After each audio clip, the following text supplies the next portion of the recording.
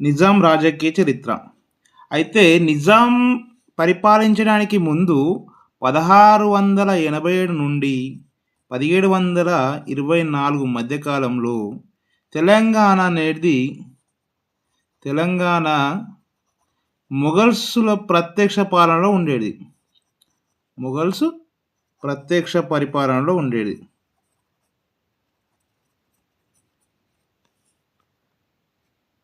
పాలనలో ఉండేదన్నమాట. అయితే ఈ ప్రాంతం దక్కన్ సుబాలో భాగంగా ఉండేది. ఇది దక్కన్ సుబాలు ఉండేది అప్పుడు. దక్కన్ సుబాలో భాగంగా ఉండేది ఈ ప్రాంతం. అయితే దీనికి దక్కన్ సుబా ప్రాంతానికి రాజధాని ఏంటంటే ఔరంగాబాద్ ఉండేది. ఎప్పటి వరకు ఉండేది ఇది? 1724 నిజాం పరిపాలన రావడానికి ముందు వరకు ఈ ఔరంగాబాద్ రాజధానిగా, దక్కన్ సుబా పరిపాలన కొనసాగించబడింది అన్నమాట. రాజధాని ఇది. నిజాం రాజ్య స్థాపకుడు ఎవరు? నిజాం రాజ్య స్థాపకుడు మీర్ కమ్రుద్దీన్ సిద్దికీ. మీర్ కమ్రుద్దీన్ ఖాన్ సిద్దికీ. ఇతను ఏం చేసిండంటే ఇతను 1671లో ఆగ్రాలో పుట్టిండు. ఎక్కడ జన్మించాడు? ఆగ్రాలో జన్మించాడు. ఓకే. ఎవరు? మీర్ కమరుద్దీన్ సిద్దికీ. మరి ఇతను పూర్వీకులు ఎక్కడ వారు? సమర్కండ్. పూర్వీకులు అంతే ఎవరు? పూర్వీకులు సమర్కండ్కు చెందినవారు. సమర్కండ్ అంటే ఇది మధ్య ఆసియా అని చెప్పాలి. మధ్య ఆసియా నుంచి వచ్చారన్నమాట. మధ్య ఆసియా నుంచి వలస వచ్చి ఎక్కడికున్నారు? టర్కిష్ జాతి అన్నమాట వీళ్ళు. టర్కిష్ జాతి వారు వీళ్ళు. ఏ జాతి వారు? టర్కిష్ జాతి వారు అంటే తురుష్కులు అన్నమాట. తురుష్కులు. వీరేం చేశారంటే మొఘల్ పరిపాలన కాలంలో అత్యధికంగా ఉన్నత పదవులు అలంకరించారు. ఔరంగజేబు నిజాంకి ఏం చేశాడంటే మొఘల్లో ఉన్నటువంటి ఔరంగజేబ్ ఇతనికి ఈ మీర్ కమరుద్దీన్ సిద్దికీ 4000/4000 అంటే 4000 సైన్యానికి మున్సిబ్దార్గా నియమించినమాట. మున్సబ్దార్. ఈ నియమించిన తర్వాత ఇతనికి ఔరంగజేబు ఇంకో బిరుదు ఏమి ఇచ్చాడంటే చిన్ కులిచ్ ఖాన్ అనే బిరుదు ఇచ్చాడు. అంటే ఏంటంటే చిన్ కులిచ్ ఖాన్ అనే బిరుదు ఏంటని ఇంతకుముందు పాత పేపర్లలో ఎగ్జామ్లో రావడం జరిగింది. చిన్ కులిచ్ ఖాన్ అనగా అర్థం ఏందని వచ్చిండు అంటే కుర్ర కత్తి వీరుడు లేదా చిన్న కత్తి వీరుడు అని కూడా అనొచ్చు. చిన్న కత్తి వీరుడు. చిన్ కులిచ్ ఖాన్ అని బిరుదు ఎవరికి ఇచ్చారు? మీర్ కమరుద్దీన్ ఖాన్కు ఇచ్చారు. ఎవరిచ్చారు? ఔరంగజేబు ఇచ్చారు. ఇతను ఏ వంశస్థుడు? ఔరంగజేబు మొఘల్ వంశస్థుడు అన్నమాట. అదేవిధంగా జహందర్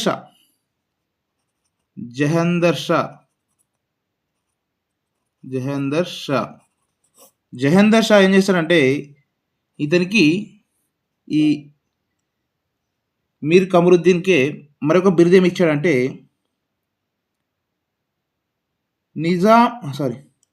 ఫతే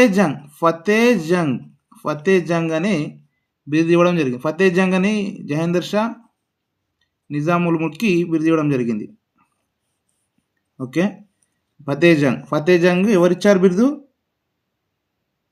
జహందర్ షా. అదేవిధంగా ఫరూక్ షియార్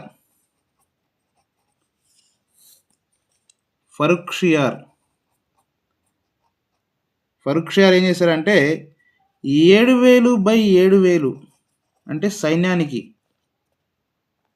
మున్సబ్దార్గా నియమించాడు. ఔరంగజేబు 4,000/4,000కు, అదే ఫరూక్షియార్ ఏమో మున్సబ్దార్గా 7,000/7,000 మున్సబ్దార్గా నియమించడం జరిగింది సైన్యానికి. అదేవిధంగా ఈ ఫరూక్షియార్ ఏం చేస్తాడంటే నిజాం ఉల్ ముల్క్ మీర్ కమరుద్దీన్కి నిజాం ఉల్ ముల్క్ అనే బిరుదు ఇవ్వడం జరిగింది.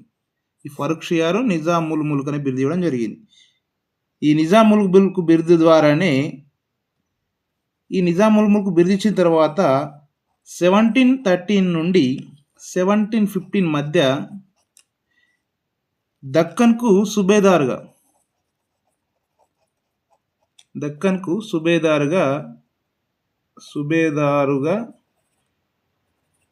నియమించారన్నమాట.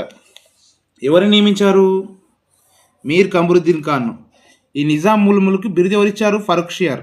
ఈ బిరుదు పైననే నిజాం అనే సామ్రాజ్యం ఏర్పాటు చేయబడిందని చెప్పవచ్చు. ఓకేనా? అయితే మహమ్మద్ షా రంగీలా కూడా ఒక బిరుదు ఇవ్వడం జరిగింది. మహమ్మద్ షా రంగీలా ఏమని బిరుదు ఇచ్చాడంటే ఈ కుతుబ్ షా నిజాం ఉల్ ముల్క్కు లేదా ఈ మీర్ కమరుద్దీన్ ఖాన్కి ఏమని బిరుదు ఇవ్వడం జరిగిందంటే అసబ్జా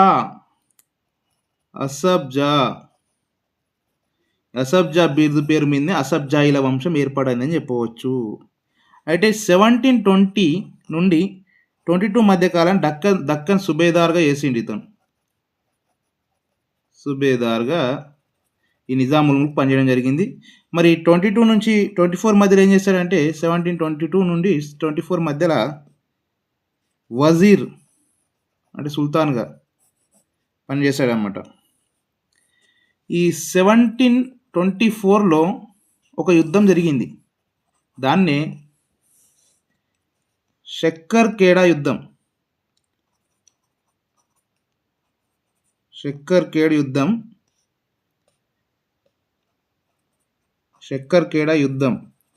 యుద్ధంలో ఎవరిని అంతమొందించాడు ఇతను నిజాం ఉల్ ముల్క్? ముబారిజ్ ఖాన్, దక్కన్ సుబేదార్ అయిన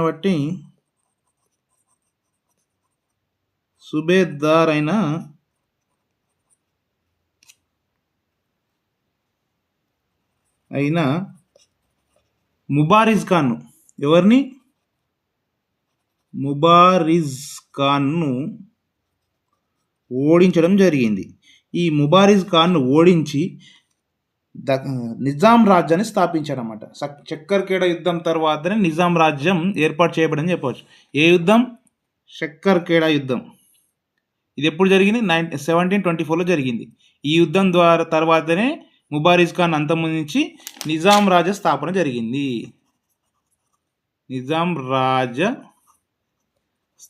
జరిగిందని చెప్పవచ్చు. ఓకేనా? రైట్. నెక్స్ట్ పేజ్కి వెళ్దాం. ఓకే. మరి ఈ నిజాం సామ్రాజ్యాన్ని మొత్తం ఎంతమంది పరిపాలించారని చూసుకుందాం ఒకసారి. 1 నిజాం ఉల్ ముల్క్, 2 ఈ 2లో ఇతని తర్వాత నాజర్ జంగ్ వచ్చాడు. తర్వాత ముజఫర్ జంగ్ వచ్చాడు. ఇతని తర్వాత సలాబత్ జంగ్ వచ్చాడు.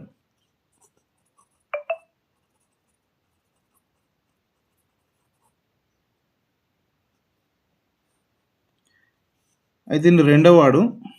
ఈ ఇద్దరికి కూడా నిజాం అనే బిరుదు ఇవ్వలేరు అన్నమాట. ఎందుకంటే పితృహంతకులుగా ఏర్పాటు చేయడం వల్ల. అయితే ఓకే, ఇక్కడ చూడండి. నెక్స్ట్ సలాబత్ జంగ్ తర్వాత నిజాం అలీ ఖాన్,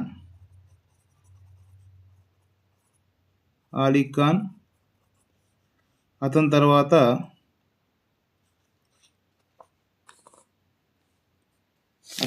ఎవరు వచ్చారంటే సికిందర్ జా, సికిందర్ జా, తర్వాత 4వ నిజాం కదా, ఇది 2 ఇది 3 సారీ, 4వ అతను నాసిరుద్దౌలా.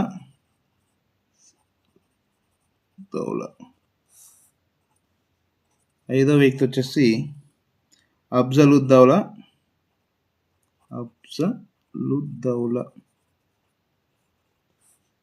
6వ వ్యక్తి వచ్చేసి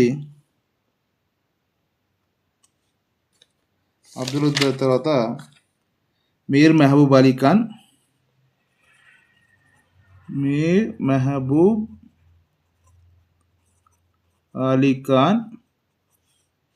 7వ వచ్చేసి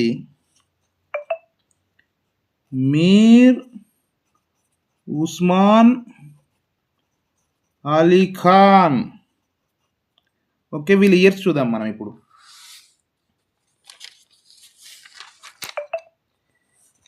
ఫస్ట్ చూడండి, నిజాముల్ ముల్క్ రాజస్థాపన చేశాడు. తర్వాత 2వ నిజాం అయినటువంటి నిజాం అలీ ఖాన్. అయితే వీరి ముగ్గురికి కూడా ఇది వారసత్వ పోరు వల్ల వీరికి ఎవరికి కూడా నిజాం అనే బిరుదు ఇవ్వలేరు. నిజాం అనే బిరుదు వీళ్ళకి నిజాం వంశస్థుగా గుర్తించలేరన్నమాట వీళ్ళ ముగ్గురిని కూడా. అయితే 2వ నిజాంగా నిజాం అలీ ఖాన్ను గుర్తించారు. 3వ నిజాం సికిందర్ జా, 4వ నిజాం నాసిరుద్దౌలా, 5వ నిజాం అఫ్జలుద్దౌలా, 6వ నిజాం మీర్ మెహబూబ్ అలీ ఖాన్, 7వ నిజాం మీర్ ఉస్మాన్ అలీ ఖాన్. ఓకేనా? ఇక్కడ తీసుకున్నట్టయితే మీరు నిజాముల్ ముల్క్ తీసుకున్నట్టయితే 1724 నుండి 1748 వరకు పరిపాలించాడు. 1724 నుంచి 1748 వరకు నిజాముల్ ముల్క్ పరిపాలించడం జరిగింది. ఈ నిజాముల్ ముల్క్ ఎవరిచ్చారు ఇందాక బిరుదు ఎవరిచ్చారని చెప్పాను ఇందాక? ఫరూక్ షియార్ ఇచ్చాడు. మరి అసఫ్ జాన్ బిరుదు ఎవరిచ్చారు? మొహమ్మద్ షా రంగీలా. గుర్తుపెట్టుకోండి, ఇంపార్టెంట్ ఇవన్నీ కూడా. ఒక సైడు ఇట్లా మనకు బిరుదులు ఇచ్చేసి ఒక సైడు ఇచ్చిన వ్యక్తులను ఇస్తే జతపరచడం చాలా ఇబ్బంది అవుతుంది. ఓకేనా? నెక్స్ట్ ఈ నాదర్ జంగ్ వచ్చేసి వారసత్వ పోర్ల యుద్ధంగా 1748 నుండి ఇతను 50 మధ్యలో 2 years పరిపాలించాడు. అదేవిధంగా ఈ 1750 నుండి 51 మధ్యలో 1 year పరిపాలించాడు. ఈ 1751 నుంచి 62 మధ్యలో ఒక 12 years 13 years పరిపాలించాడు. ఓకే, ఇప్పుడు చూసుకుందాం. నిజాం అలీ ఖాన్ వచ్చేసి 1762 నుండి 1803 వరకు పరిపాలించాడు. అదేవిధంగా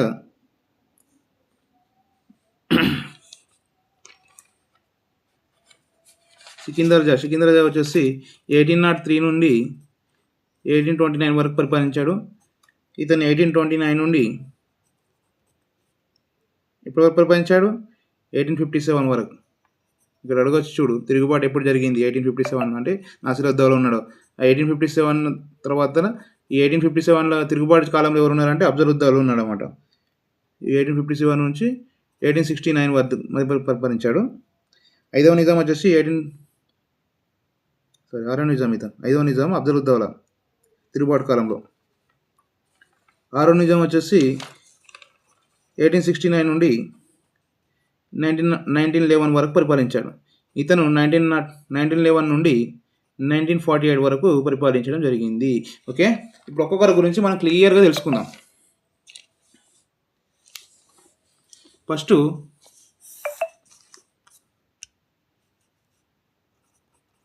నిజాం ఉల్ ముల్క్ ఎప్పటి నుంచి ఎప్పటి వరకు పరిపాలించారు?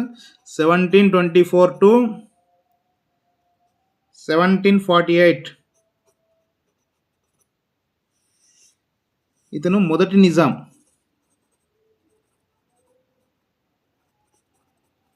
అంటారు ఇతన్నే. ఇతను మొదటి నిజాం అంటారు.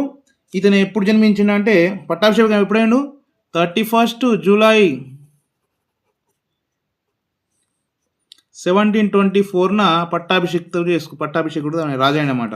నిజాం ప్రభుత్వానికి రాజుగా సెలెక్ట్ అయిండు. ఎప్పుడు పరిపాలన కోసం పట్టాభిషేకం చేసుకున్నాడు. 31 జూలై 1724 కాలంలో ఇతను పట్టాభిషిక్తుడయ్యాడు. ఓకేనా. ఇతను డక్కన్ సుబేదార్ పరిపాలనతో కొనసాగించాడు. మొఘల్ సామ్రాజ్యం నుండి దక్కన్ సుబేదారుగా పరిపాలన కొనసాగించాడు. ఓకేనా. నెక్స్ట్ ఇతను పీష్వా బాజీరావు చేతిలో 2 సార్లు ఓడిపోయాడు. బాజీరావు వర్సెస్ నిజాం ఉల్ ముల్క్. ఎవరు ఓటమి ఇతనే 2 times విన్నర్ ఎవరు? పీష్వా బాజీరావు, మరాఠా స్థాపకుడు, మరాఠా సామ్రాజ్యంలో ఉన్నటువంటి వ్యక్తి. అయితే ఆ ఓటమి ఎప్పుడెప్పుడు జరిగింది చూద్దాం మనం. ఇప్పుడు పీష్వాతో యుద్ధం చేశాడు. 2 యుద్ధాలు జరిగాయి. ఒకటి పాల్కేడ్ యుద్ధం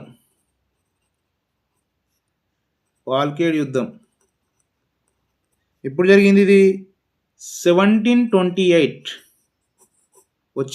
రాజ్యంకి వచ్చిన 4 సంవత్సరాలకే 1728లో యుద్ధం జరగడం జరిగింది. అయితే ఇతను ఓడిపోయింది, నిజాం ఉల్ ముల్క్ ఓడిపోయాడు కదా. ఓడిపోయిన తర్వాత ముసిగావ్ సంధి చేసుకున్నాడు. ఏ యుద్ధం తర్వాత నిజాం ఉల్ ముల్క్ ముసిగావ్ సంధి చేసుకున్నంటే పాల్కేడ్ యుద్ధం చేసుకొని చౌత్ అనే పన్నును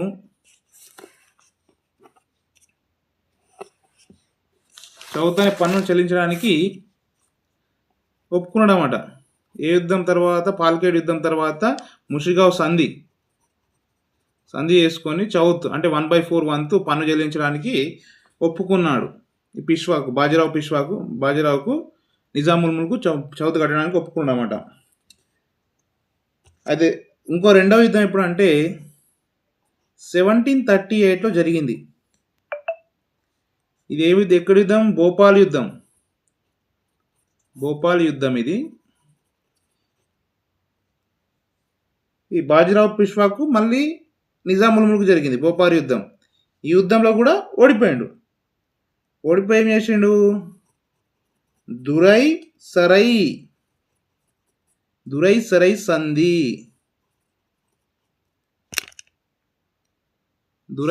సంధిని చేసుకున్నమాట. ఏ యుద్ధంలో? భోపాల్ యుద్ధం తర్వాత. ఓకేనా. ఎప్పుడు జరిగింది భోపాల్ యుద్ధం? 1738లో జరిగింది. ఎవరికి మధ్య జరిగింది? బాజీరావు పీష్వా మరియు నిజాం ఉల్ ముల్క్ మధ్య జరిగింది. ఈ దురై సరై సంధి చేసుకొని ఏం చేశాడంటే 50 లక్షలు 50 lakhs నష్టపరిహారం చెల్లించాడు. 50 లక్షల నష్టపరిహారం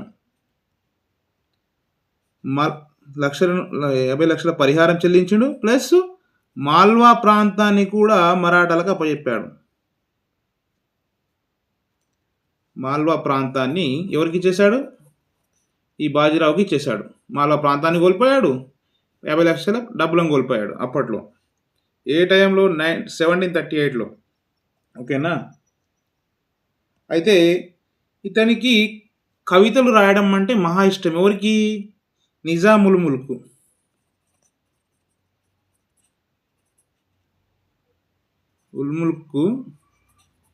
కవితలు రాయడం ఇష్టం.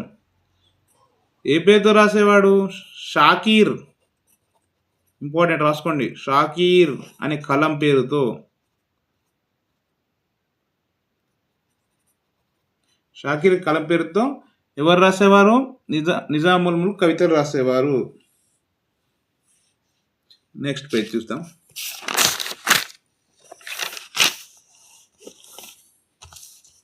నెక్స్ట్ 1748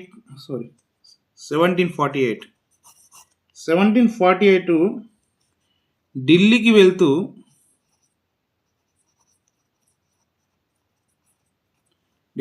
ఏమైంది? బుర్హాన్పూర్ అంటారు దీన్నే.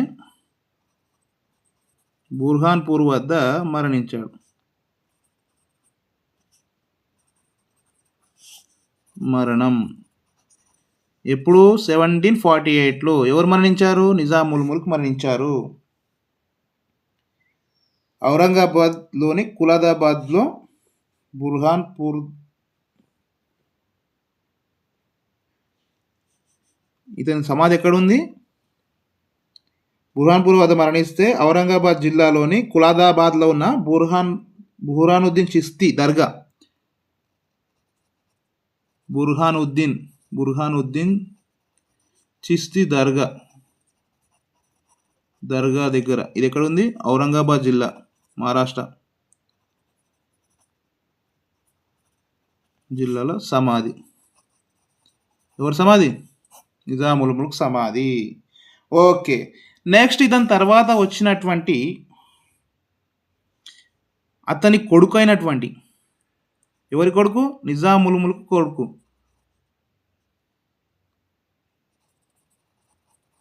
ఉల్ ముల్క్ కుమారుడు. ఎవరంటే నాజర్ జంగ్.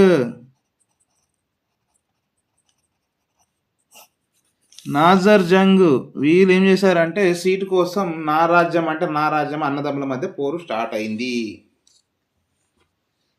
ఇతనేం బిరుదు తీసుకున్నాడు? నిజాముద్దౌలా అనే బిరుదు తీసుకొని పరిపాలన స్టార్ట్ చేసిండు. ఇతని మేనల్లుడు ముజఫర్ జంగ్ తిరుగుబాటు చేశాడు. నాజర్ జంగ్ మీద ఎవరు? అతని మేనల్లుడు ఎవరు?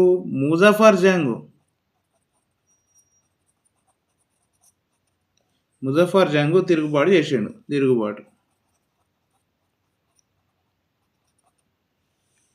అయితే ముజఫర్ జంగ్కు ఫ్రెంచ్ వారు మద్దతు ఇచ్చారు. ఎవరిచ్చారు? ఫ్రెంచ్ వారు మద్దతు తెలపడం వల్ల ఇతను అధికారంలోకి వచ్చాడు. నెక్స్ట్ ఇతను నాజర్ జంగ్ తర్వాత ముజఫర్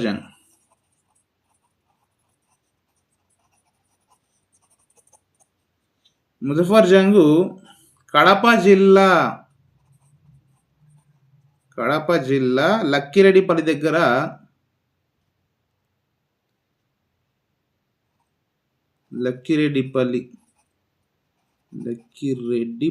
దగ్గర హత్య చేయబడ్డాడు.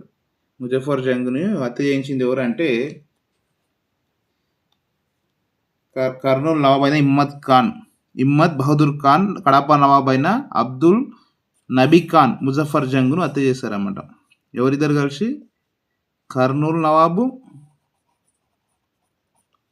కడప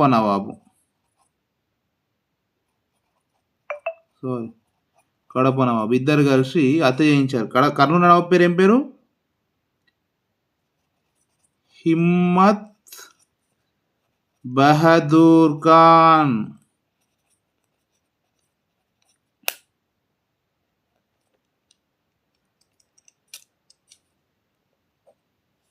ఓకే. మరి కడప నవాబ్ పేరు అబ్దుల్ నబీ ఖాన్ ముజఫర్.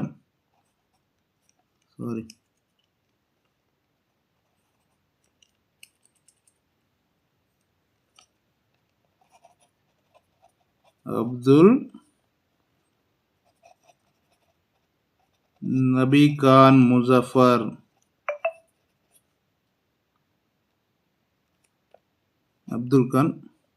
అబ్దుల్ నబీ ఖాన్ అన్నమాట ముజఫర్ జంగ్ను హత్య చేసింది.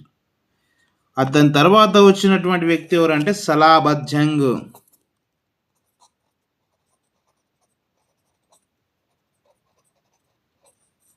ఈ సలాబత్ జంగ్ ఇతను నిజాముల్ ముల్క్ కొడుకు.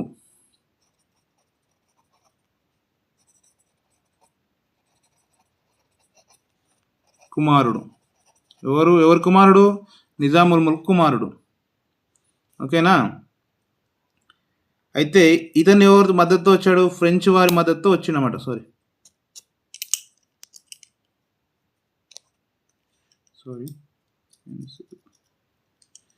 ఫ్రెంచ్ వారి మద్దతు.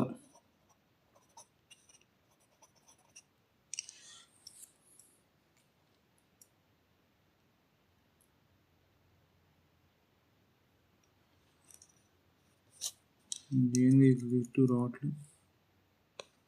ఇతను ఏం చేశాడంటే ఫ్రెంచ్ వారి మద్దతుతో రాజయ్యండు. ఎవరు? సలాబత్ జంగ్.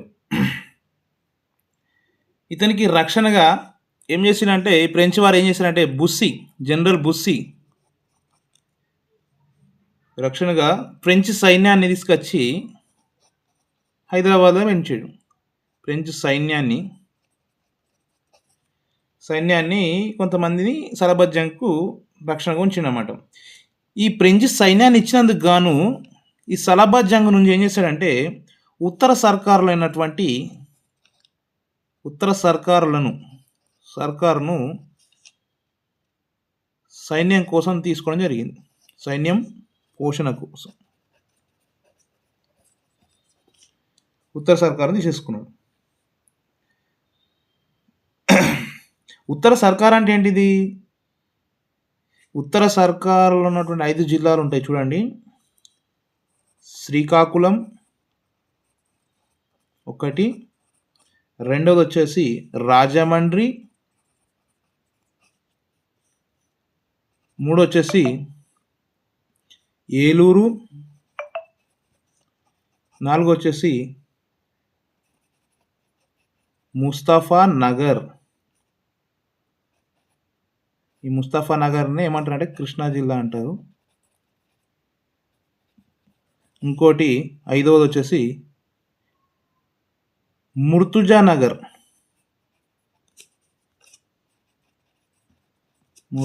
వచ్చేసి గుంటూరు అనమాట. ఈ 5 జిల్లాలను ఉత్తర సర్కార్లు అంటారు. ఈ ఉత్తర సర్కార్లు ఏం చేసి జనరల్ బుస్సీ గాడు వచ్చి ఈ ఫ్రెంచ్ సైన్యం పోషణ కోసం అని చెప్పేసి మద్దతు ఇచ్చినాం కాబట్టి మీరు మాకు ఏమైనా హెల్ప్ చేయాలంటే సరే చేస్తామని చెప్పి ఈ 5 జిల్లాలో తీసుకోవడం జరిగిందన్నమాట. అయితే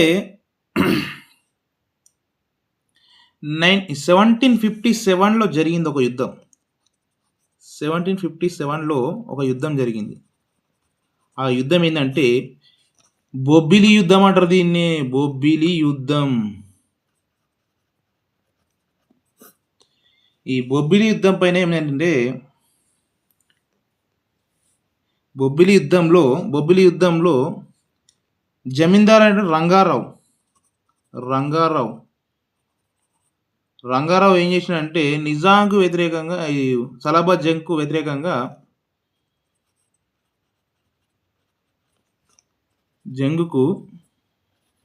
వ్యతిరేకంగా తిరుగుబాటు చేశాడు.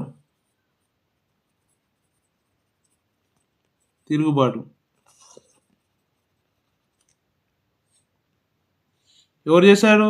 ఈ రంగారావు గాడు. రంగారావు ఏం చేసిండు? ఇతన్ని చంపేసి పడేసిండు. ఇక ఈ రంగారావుని ఎవడు చంపేసిండు? ఈ బుస్సిగాడు చంపేసి బొబ్బిలి యుద్ధంలో కోస్తాంధ్ర ఉత్తర సర్కార్ పైన ఇక మొత్తం అతను హ్యాండ్ ఓవర్ చేసేసుకుంది. ఎవరు హ్యాండ్ ఓవర్ చేసుకుండు? జనరల్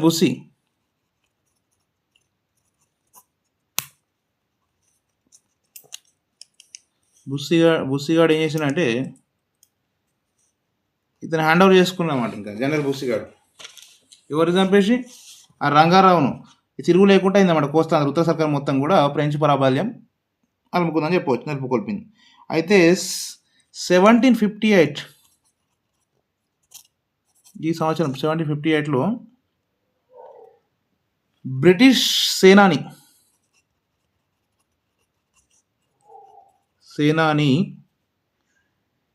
సేనాని అయినటువంటి కల్నల్ ఫోర్డ్ గాడు. ఎవరు? సేనాని కల్నల్ ఫోర్డ్. వీడేం చేసిండు? కల్నల్ ఫోర్డ్ ఏం చేసి చందుర్తి యుద్ధం ఎప్పుడు జరిగింది? చందుర్తి 1758. బ్రిటిష్ సేనాని కల్నల్ ఫోర్డ్ చందుర్తి యుద్ధం ఎప్పుడు జరిగింది? 1758. ఎవరిని ఓడించిండు? ఫ్రెంచ్ వాళ్ళని ఓడించిండు. ఈ ఫ్రెంచ్ ఉన్నాడుగా బొస్సిగాడు, వీడు బ్రిటిషోడు. ఎవడు? కల్నల్ ఫోర్డ్ గాడు. ఈ కల్నల్ ఫోర్డ్ ఫ్రెంచ్ సైన్యాన్ని మొత్తాన్ని ఓడించి ఫ్రెంచ్ వారిని ఓడించి ఈ నిజాం దగ్గర తీసుకున్నటువంటి ఉన్నది కదా ఉత్తర సర్కారు మొత్తాన్ని ఆక్యుపై చేసేసాడు, ఆక్రమించాడు. ఎవడు? చందూర్ యుద్ధంలో ఫ్రెంచ్ సేనాని ఓడించి కల్నల్ ఫోర్డ్ బ్రిటిష్ సేనానిగాడు. ఇక్కడితో సలాబాద్ జంగ్ కథ ముగిసింది. ఓకేనా. నెక్స్ట్ ఎవడు వచ్చిండు?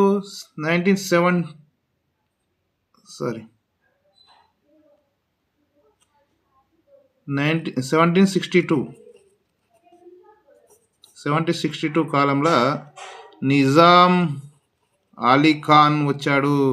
ఎవరు? నిజాం అలీ ఖాన్. ఇతనికి రెండవ నిజాం అంటారు. ఇతను కూడా అసఫ్ జాగా పరిగణించబడతాడు.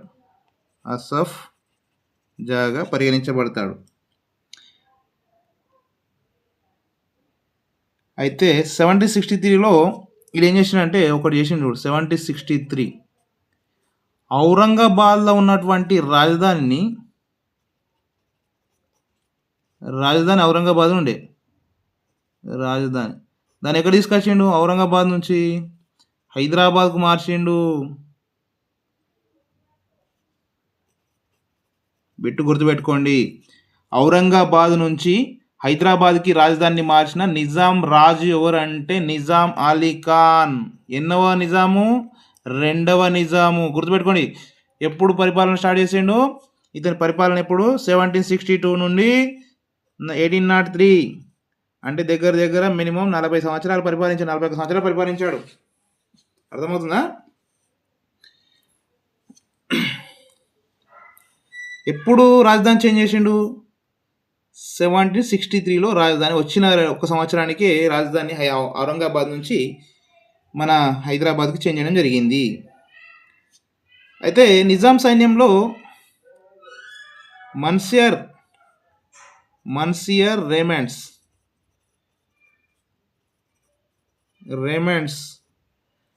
అనే ఫ్రెంచ్ అధికారి ఉండేవాడు. ఫ్రెంచ్ తను. ఈ మన్సియర్ రేమండ్ ఏం చేసిండంటే ఇంతకుముందు టిప్పు సుల్తాన్ దగ్గర పనిచేసేటోడు.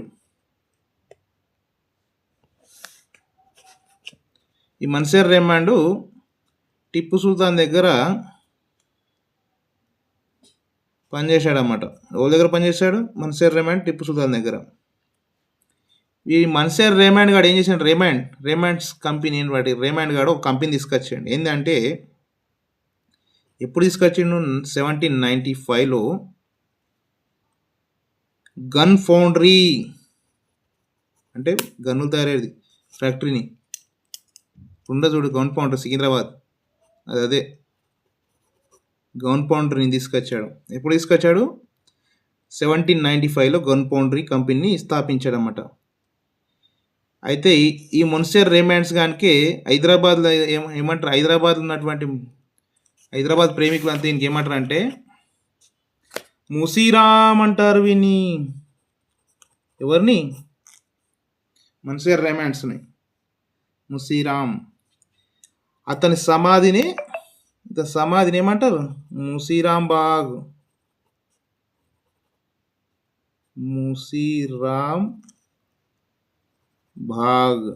ఇప్పుడు హైదరాబాద్లో ఉన్నట్టు ముసీరామ్ బాగ్ ఏంటంటే ఈ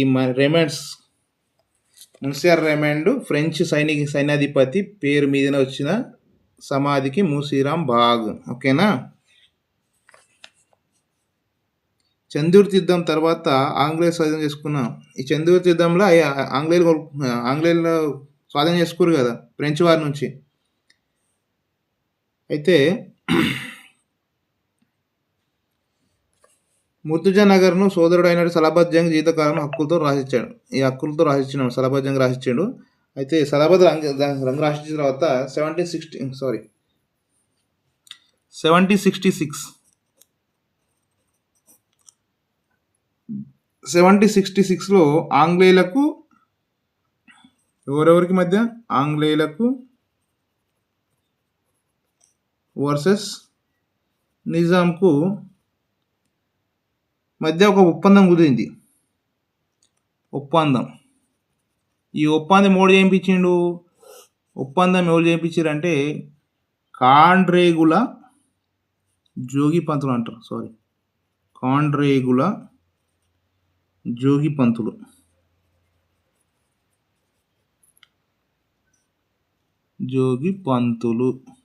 ఓకే, కాండ్రేగుల జోగి పంతులు ఒక ఒప్పందం తీసుకొచ్చాడు ఆంగ్లేయులకు మరియు నిజాంకు మధ్యలో ఒక ఒప్పందం తీసుకొచ్చాడు.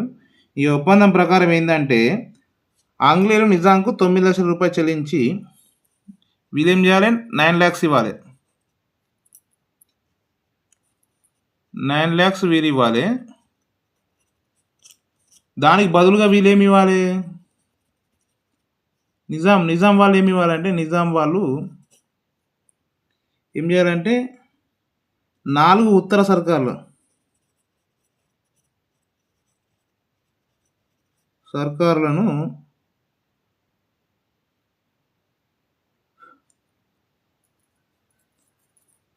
4 ఉత్తర సర్కార్లను వెంటనే ముర్తుజానగర్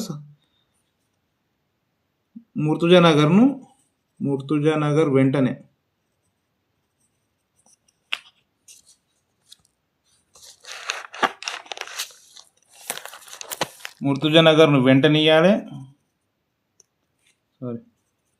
వెంటనే ఇవ్వాలి. ఈ నిజాం చచ్చిపోయిన తర్వాత అక్కడ ఉన్నటువంటి ఏ ప్రాంతం ముర్తుజానగర్ నెంబర్ వేయాలి. బసలత్ జంగ్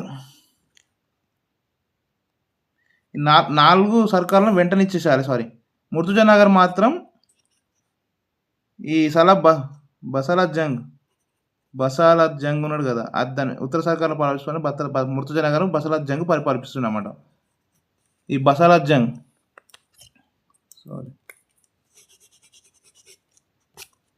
ఎవరు? బసలత్ జంగ్.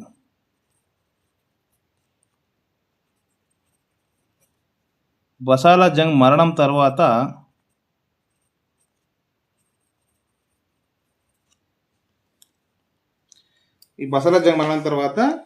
ఈ ముర్తుజానగర్ని ఇవ్వాల్సి ఉంటుంది అన్నమాట. ఆంగ్లేయులు అయితే ఏం చేశారంటే 1766లోనే ఇక ఏమైనా ఒప్పుకోరు కదా, ఒప్పందం ప్రకారం ఏం చేశారు? 4 ఉత్తర సర్కారులను ఇచ్చేసారు. సర్కారులను కోల్పోయారన్నమాట నిజాంలు.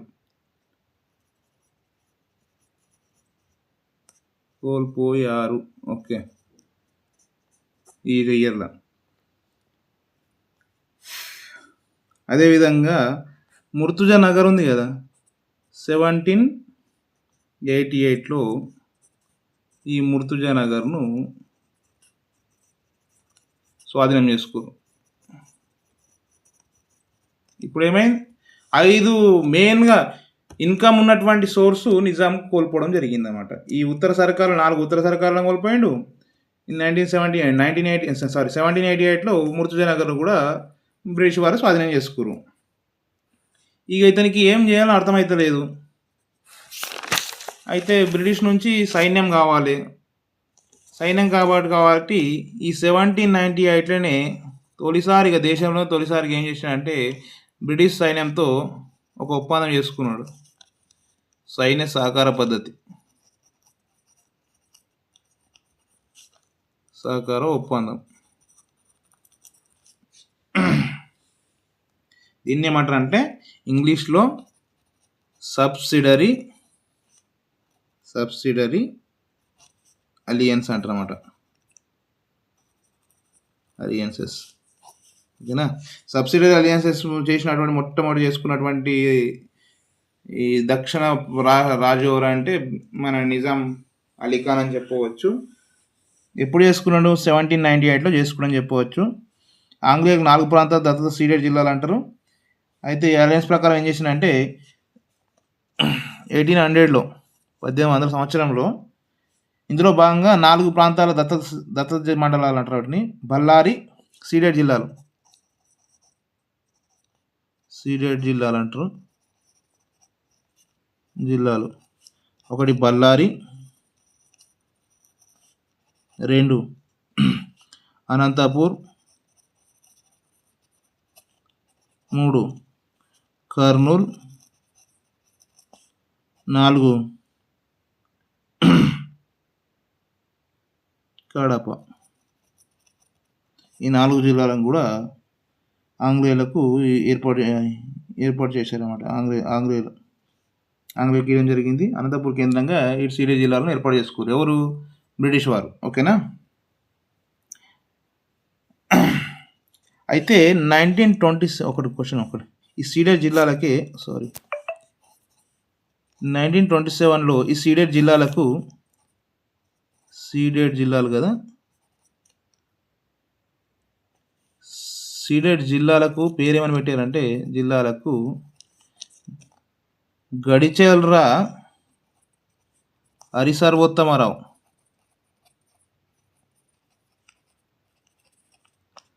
ఏమని పెట్టిన పేరు, ఏమని పెట్టాడు? రాయలసీమ అని పేరు పెట్టినమాట. ఎవరు? గడిచెర్ల హరిసర్వోత్తమరావు అన్నమాట. ఓకేనా. ఇతను ఏ జిల్లాకు చెందినవాడు? ఈ కర్నూలు జిల్లాకు చెందినవాడు అనమాట. కర్నూలు. ఓకేనా. అయితే తర్వాత ఏంటంది, హైదరాబాద్ రెసిడెంట్గా ఎవరు వచ్చారు ఇతని కాలంలో? బ్రిటిష్ నుంచి సైన్యాన్ని చూసుకోవడానికి రెసిడెంట్గా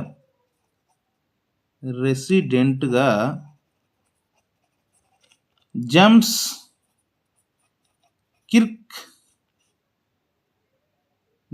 కిర్క్ ప్యాట్రిక్ రావడం జరిగింది 1917. ఓకే, 27. ఇతనికి నిజాం ఈ జేమ్స్ కిర్క్ ప్యాట్రిక్ బిరుదేమని ఇచ్చిందంటే నిజాం అలీ ఖాన్ బిరుదేమి ఇచ్చిందంటే ఈ జేమ్స్ కిర్క్ ప్యాట్రిక్ బిరుదేంది? హస్మత్ జంగ్ అని బిరుదు ఇవ్వడం జరిగింది. ఎవరిచ్చారు? నిజాం అలీ ఖాన్. ఎవరికి ఇచ్చాడు? James Kirk Patrick. ఇతను ఎవరు? బ్రిటిష్ రెసిడెంట్గా హైదరాబాద్కి వచ్చాడు. ఇప్పుడు హైదరాబాద్ రెసిడెంట్ ఏది? ఇప్పుడున్న ఉమెన్స్ కోటి కాలేజీ అప్పటి రెసిడెన్సీ. అయితే ఇతను ఏం చేశాడు? ఈ జేమ్స్ కిర్క్ ప్యాట్రిక్ ముస్లిం మహిళ అయినటువంటి ఖైరున్నీసా బేగంను లవ్ మ్యారేజ్ చేసుకున్నాడు.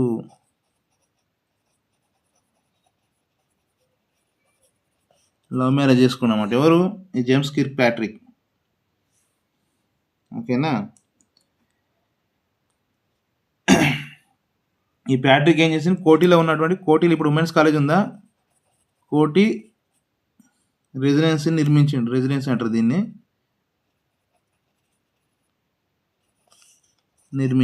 నిర్మాణం. ఓకేనా. ఎవరు నిర్మించారు? James Kirk Patrick. ఓకేనా. ఇందులో ఖైరున్నీసా ప్యాలెస్ ఫేమస్. దీనిలో ఈ కోటి రెసిడెన్సీలో ఖైరున్నీసా ప్యాలెస్ ఫేమస్.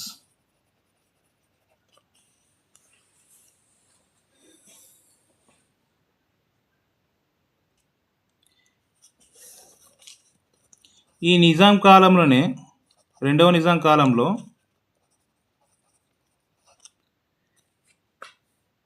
మహాలక చందాబాయ్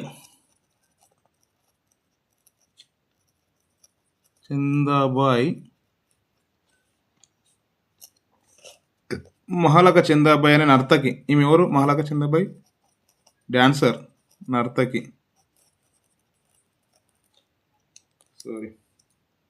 ఒక డాన్సర్ కూడా ఉండేదన్నమాట. ఈమె ఉర్దూ కవయిత్రి అండ్ డాన్సర్. ఓకేనా.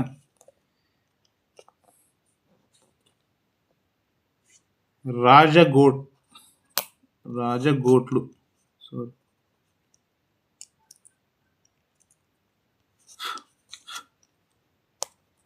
రాజగోట్లు.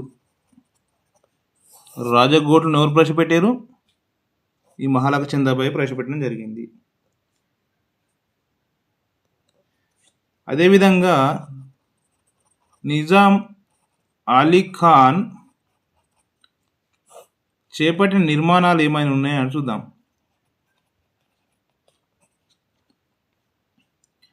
ఒకటి నిర్మాణాలు చూస్తే మోతీ మహల్, 2 గుల్షన్ మహల్, 3 రోషన్ బంగ్లా, 4 చార్ బంగ్లా, 5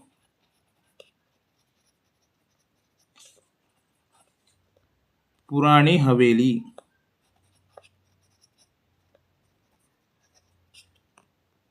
ఇక్కడ బిట్ ఎలా పడవచ్చు అంటే నిజాం అలీ ఖాన్కి సంబంధించిన నిర్మాణం కానిదని అన్నప్పుడు మీకు అయినవి తెలిసి ఉండాలి. మోతీ మహల్, గుల్షన్ మహల్, రోషన్ బంగ్లా, చార్ బంగ్లా, పురాణి హవేలీ. ఈ 4 నిర్మాణాలు నిజాం అలీ ఖాన్, రెండవ నిజాం అయినటువంటి నిజాం అలీ ఖాన్ చేపట్టడం జరిగింది. మిగతా భాగాల కోసం పార్ట్ 2ను చూడండి.